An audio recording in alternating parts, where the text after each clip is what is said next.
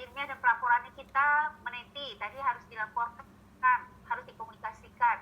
Komunikasi nggak sembarang, tapi di sini karena yang belajar itu adalah mahasiswa S1, maka yang dipelajari adalah pelaporannya. Jadi penelitian ilmiah dan pelaporannya. Kita lihat di sini. Hakikat penelitian. Penelitian itu adalah, kata ini, cara ilmiah untuk mendapatkan data informasi sebagaimana adanya dan bukan sebagaimana seharusnya dengan tujuan dan kegunaan tertentu.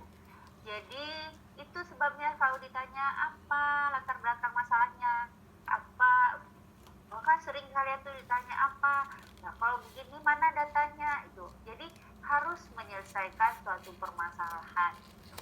Penelitian ada cara untuk mendapatkan data informasi sebagaimana adanya dan bukan sebagaimana seharusnya. Jadi nggak boleh direkayasa datanya ya. Walau kata siapa sih yang apel jatuh ke bawah tuh siapa ilmuannya? Newton, Bu. Nah, Isaac Newton, ya. Itu kan apel jatuh ke bawah, tapi faktanya kalian menemukan nggak jatuh ke bawah dia gitu kan. Dia mau melawan teorinya dia juga nggak masalah gitu. Jadi kalau itu memang benar ya harus disampaikan seharusnya. Enggak Pak, saya sudah mempraktekkan, ternyata bola nggak jatuhnya ke bawah, bola jatuhnya ke atas gitu. Bisa kan? Itu harus disampaikan. Jadi hakikatnya itu ada rasa ingin tahu, curiosity. Ini yang membedakan manusia dengan hewan katanya. Jadi manusia itu adalah makhluk yang berpikir. Manusia itu adalah hewan yang berpikir gitu ya. Jadi itu yang membedakan rasa ingin tahu. Ternyata rasa ingin tahu ini juga dinyatakan sudah ada pada hewan. Terus apa ya yang membedakan manusia dengan hewan? Apa kira-kira?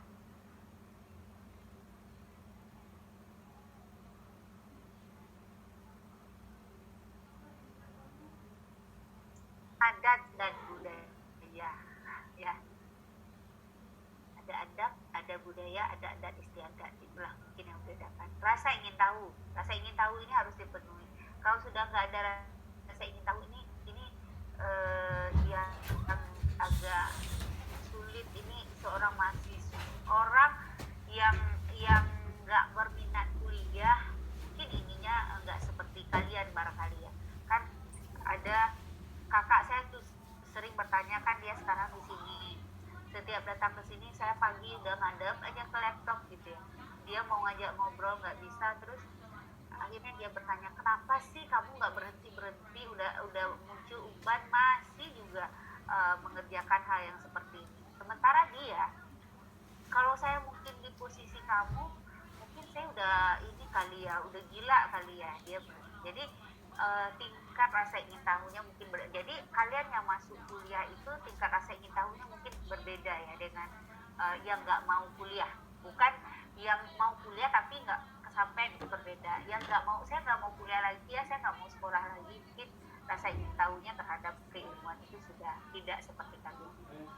Dari rasa ingin tahu itu muncullah pertanyaan-pertanyaan, banyak pertanyaan, apa, mengapa, bagaimana, itu kan selalu yang ditanyakan.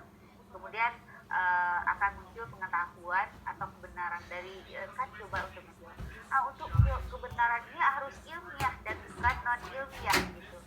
Non ilmiah itu ya kita bisa jawabnya itulah kekuasaan Allah gitu ya. Saat dikatakan apel jatuhnya ke bawah, ya itulah kekuasaan Allah. Itu non ilmiah jawabannya. Walaupun itu benar kan? Tapi harus dijawab secara ilmiah. Apa jawabannya, Desi? Apel itu jatuh ke bawah, apa jawabannya yang benar? Kalau Buddha tadi jawabannya itu adalah kekuasaan Allah. Kalau Desi kira-kira apa jawabannya? Desi itu orang ilmiah. Desi Haryanti. Iya Bu, maaf Bu. Apa jawabannya? Maaf, ulangi pertanyaannya Bu, saya kurang. Apel jatuh ke bawah, saya jawabnya itu adalah kekuasaan Allah. Kalau kamu seorang jawaban.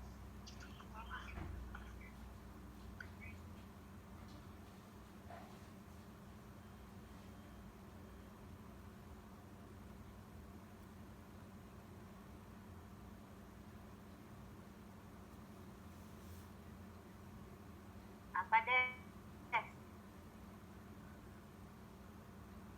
Jadi ini adalah hakikat penelitian ya. Jadi rasa ingin tahu, muncul pertanyaan-pertanyaan, kemudian akan diperoleh pengetahuan, kebenaran-kebenaran. Kebenaran itu harus ilmiah dan bukan yang non ilmiah. Ini penelitian. Jadi jangan dianggap juga BUDAS itu sekuler, bukan apa ya? Bukan. Karena kita sedang belajar dalam konteks karya ilmiah, maka harus dijawab secara ilmiah. Gitu. Jadi menjawab data yang disampaikan sebagaimana bukan sebagaimana seharusnya, tapi sebagaimana yang kita temukan yang benar.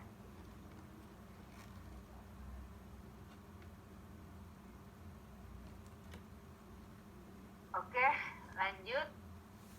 Kalau ditanya ilmiahnya, 1 tambah 1 berapa? 2. Karena 1 ditambahkan dengan 1 lagi. Jadi kalau 1 tambah 1 ada orang jawabnya 11 gimana? Karena dia anggap angka 1 buah, kemudian angka 1 lagi taruh pendekatan. Maka itu jadinya adalah 11 kan? Bisa saja seperti itu. Jadi pengetahuan non ilmiah adalah kebenaran diperoleh dengan akal sehat. Itulah dia tadi akal sehat. Itu adalah kekuasaan Allah gitu. Sehat kan akalnya? Kemudian berprasangka. Bisa saja saat sesuatu terjadi kita prasangkanya Allah akan, kan bisa kita berprasangka baik. Kemudian ada wahyu, ada intuisi, ada kebetulan, ada trial and error, ada pendapat otoritas dari pejabat atau apa, atau dari siapa, atau ada pikiran kritis, atau secara pengalaman. Bisa saja. Biasanya kalau menanam, kok saya tanaman terus ya? Oke, kita ganti. Biasanya kalau anak sapinya lahir pada bulan purnama, gitu ya, bulan purnama itu biasanya ukuran badannya besar. Kenapa? Gitu ya. Karena daya tarik bulan nih, yang ukuran besar itu tuh karena pengalamannya. Dia selalu, pokoknya kalau lahir di bulan purnama sapi saya, ukuran tubuhnya nanti besar, dia cepat besarnya. Kalau enggak, itu enggak, kecil. Bisa jadi itu kan. Nah, kalau dikatakan dia ada karena daya tarik bulan gitu, itu mungkin dia berintuisi gitu kan, atau apa gitu. Padahal ada mungkin faktor lain yang perlu diteliti, itu harus disampaikan secara ilmiah. Kalau pengetahuan ilmiah itu kebenaran yang diperoleh dengan metode ilmiah, berupa kebenaran yang dapat dipertanggungjawabkan secara rasional. Kira-kira benar nggak sapi itu besar badannya karena daya tarik bulan? Belum tentu. Belum tentu kan? Iya, Bu. Kecuali pasang surut air laut, iya sudah ada penelitiannya kan? Dia juga coba-coba ke ukuran ukuran sapi seperti itu. Kemudian yang dipertanggungjawabkan secara rasional, empiris, dan sistematis. Nah, sistematis ini harus sering saya di dalam seminar proposal atau hasil buat itu semuanya secara sistematis gitu. Jadi harus berurut, apa yang dikerjakan, urutkan itu semua, karena semuanya itu saling mempengaruhi gitu. Itu pengetahuan non ilmiah dan pengetahuan ilmiah, non ilmiah dan ilmiah. Penelitian adalah suatu kegiatan ilmiah untuk memperoleh pengetahuan yang benar, mengetahui sesuatu masalah, dapat berupa fakta, konsep, generalisasi, dan teori. Kemudian penelitian ilmiah juga, itu kan penelitian ilmiah artinya rangkaian pengamatan yang bersambung, terakumulasi dan melahirkan teori yang mampu menjelaskan dan meramalkan fenomena. Gitu. Jadi kalau menghasilkan suatu teori atau suatu produk sambung menyambung kan, sehingga selalu diminta timeline penelitiannya, selalu diminta itu tahun sekian melaksanakan ini, tahun sekian melaksanakan, terus sampai akhirnya dihasilkan suatu produk gitu, atau dihasilkan apalah gitu akhirnya teori gitu. Nah itu perlu. Jadi segala sesuatunya saling mempengaruhi gitu ya. Sebab akibat itu ada, sehingga penelitian itu harus menjawab sebab akibat tadi. Sebabnya apa, akibatnya apa, mengapa, ya kan? Mengapa gitu kan ya. Bagaimana ini, karena penelitian ilmiah seperti itu, maka dia harus sambung menyambung, akumulasi. Ini sebabnya suatu produk lahir atau suatu teori lahir itu nggak seperti dulu Isaac Newton memandang satu apel jatuh dan itu adalah teori gravitasi, misal seperti itu ya. Mungkin sekarang tidak sama lagi seperti itu. Jadi ada banyak fenomena yang mempengaruhinya, sehingga harus komprehensif dalam meneliti sesuatu. Jadi sambung menyambung, sehingga data itu terakumulasi dengan baik, didokumentasikan dengan baik, sehingga akhirnya diperoleh jika A terjadi, ini adalah dipengaruhi oleh banyak faktor. Sehingga di sini pola berpikir dalam metode ilmiah ini harus dilakukan secara metode ilmiah, penelitian ilmiah ini. Maka ada dua pola berpikir, deduktif dan induktif. Deduktif itu pola berpikir yang dipergunakan, yang sering dipergunakan oleh penganut rasionalisme. Sementara pola berpikir induktif itu lebih kepada empirisme. Kalau metode penelitian harus dua-duanya, tidak boleh salah satu. Karena kita juga menggunakan rasio dalam membahasnya, menggunakan fakta dalam menyampaikan. Yang kita sampaikan itu adalah fakta. Fakta ini harus dibahas itu menggunakan rasio. Gitu. Jadi begitu penelitian ilmiah. Kemudian masuk ke tujuan dan manfaat penelitian. Kalau tujuan penelitian itu adalah untuk menemukan, ya kan?